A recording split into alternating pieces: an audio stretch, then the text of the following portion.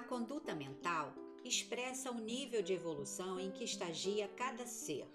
encarregando-se de produzir bem ou mal-estar, saúde ou enfermidade, alegria ou tristeza, sempre resultando da faixa vibratória em que permanece.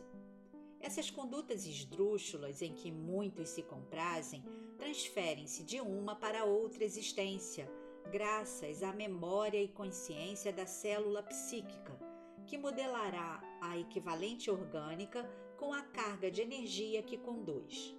Assim, essa onda influenciará a criatura desde a sua formação genética, alterando-lhe a estrutura de acordo com a qualidade da mensagem de que se faça portadora. As enfermidades da alma têm caráter psíquico e se encontram nos refolhos da mente desvairada, que se vincula aos estados aberrantes do comportamento quando poderia ser direcionada para as aspirações do equilíbrio, da razão, da felicidade. Os sentimentos vis abrem campo à sua instalação, tornando-se de diagnose difícil e tratamento deficiente, improvável de levar a resultados favoráveis à saúde. Assim, os desvarios do sexo, as viciações de toda a natureza, a irascibilidade, os estados pessimistas transformam-se em agentes vivos que se encarregam de agir conforme o direcionamento que recebem do dínamo mental gerador do qual procedem.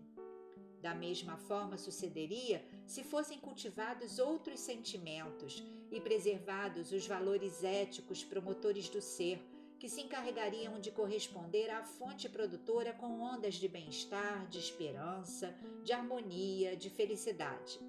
Os cromossomos que se implantam na estrutura física, mediante o núcleo da célula em que se estabelecem, mantêm-se no espírito graças ao citoplasma no qual se fixam.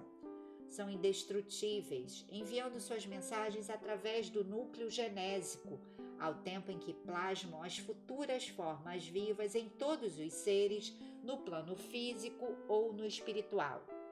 Quanto mais a investigação científica penetra na estrutura da forma, melhor verifica ser a mesma uma aglutinação de partículas cada vez menores, até perder-se na energia, que é o ponto de partida para a matéria.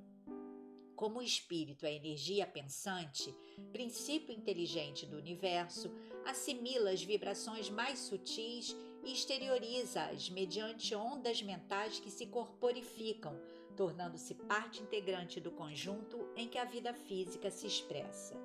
Assim sendo, as viciações geradoras de enfermidades da alma, que permanecem como depressão, tormentos íntimos, angústia, insegurança e outros, quando se dá a desencarnação do paciente, prosseguem imantadas aos campos psíquicos nos quais foram geradas, exigindo o período correspondente de mudança mental para serem diluídas e desaparecerem.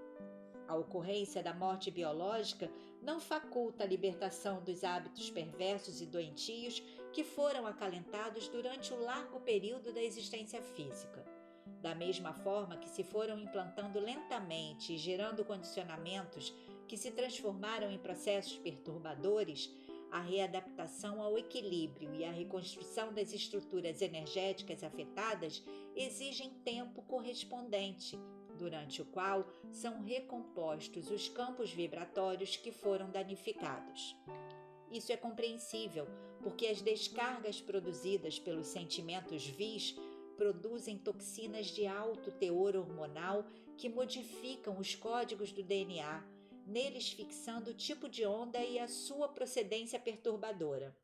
À medida que se repetem essas fixações ao largo do tempo, maior se faz o dano causado à estrutura íntima do mesmo, impondo como processo de reparação, desde o além-túmulo, uma mudança total de comportamento que se encarrega de constituir-lhe a dupla hélice, que são os dois cordões entrelaçados e formados por substância química específica.